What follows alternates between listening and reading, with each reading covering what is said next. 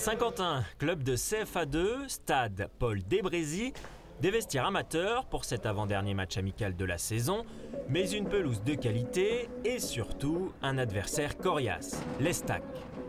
3 tout juste relégués de Ligue 1 et qui attaquent son championnat dans une semaine.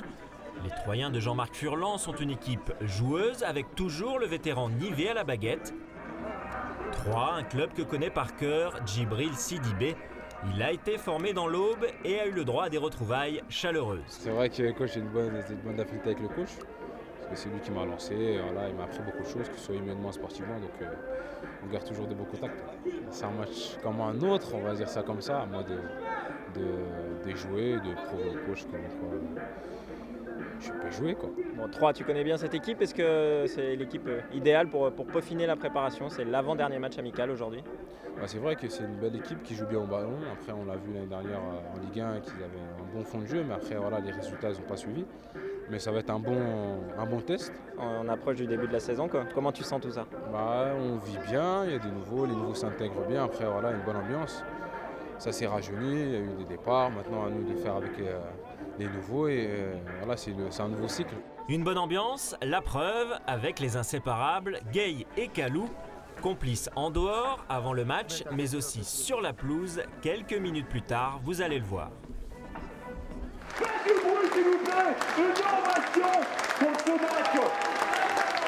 Pour ce 4e match amical de la saison, Enyama débute dans les buts et Lana jouera la deuxième mi-temps. Autour du capitaine Rio, une équipe plus ou moins type commence à se dessiner avec un système en 4-4-2. Beria, Kir, Bacha et Sidibé derrière, Mavouba, Meïté, Gay et Martin au milieu, et Origi et Kalou devant. Origi-Kalou, un duo d'attaquants très actifs en ce début de match. Il y a d'abord cette tête de Salomon Kalou sauvée sur sa ligne par un défenseur troyen. Puis c'est Origi, bien lancé par Marvin Martin, qui bute sur Thuram.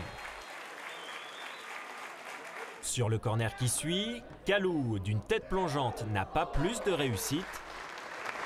Le LOSC domine, 3 se montre rarement dangereux.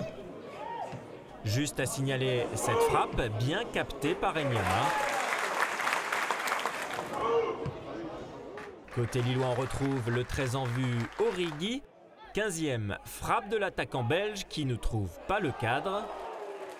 On vous parlait de la complicité Gay-Kalou. Illustration à la 24e, le Sénégalais lance idéalement l'Ivoirien.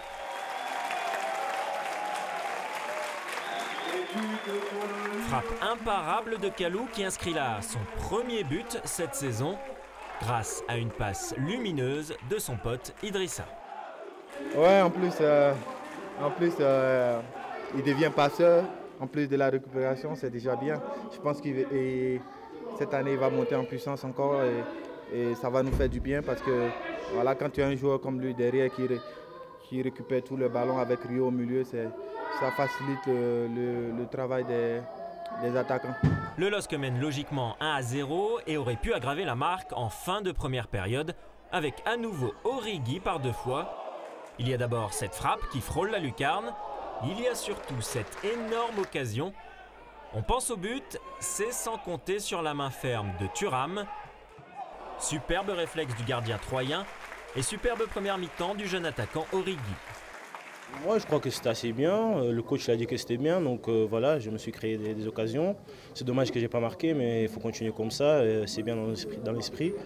Au retour des vestiaires, Elana prend place dans les buts. Rodelin a remplacé Origi devant. Rodelin que l'on retrouve à la conclusion de ce beau mouvement collectif. Mais sa frappe enroulée ne trompe pas la vigilance du portier troyen. Rodelin qui va marquer quelques minutes plus tard sur ce service de Marvin Martin. Mais but refusé pour une position de hors-jeu. À la 60e, Pedretti, Roux, Delaplace, Rosenal et Soirée font leur entrée.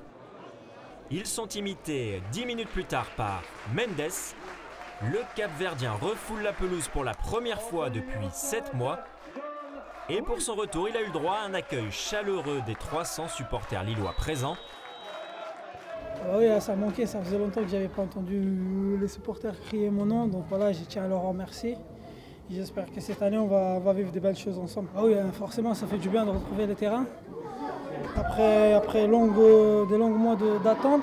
Mais bon, dans ces salles, c'est bien se passé. J'ai eu des bonnes sensations. Après, voilà, l'équipe, on a bien joué. On est en train de préparer le championnat. Donc, voilà.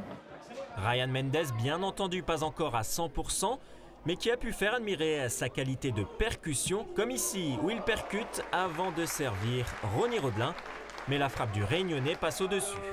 On en restera là, 4e match amical et 4e victoire pour les hommes de René Girard, forcément satisfaits à l'issue de la rencontre.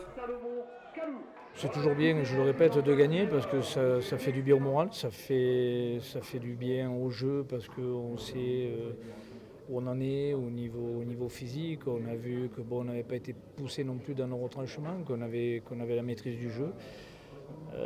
Ça ne suffit pas, il faut mettre au fond. On a marqué, on aurait pu scorer une deuxième ou une troisième fois.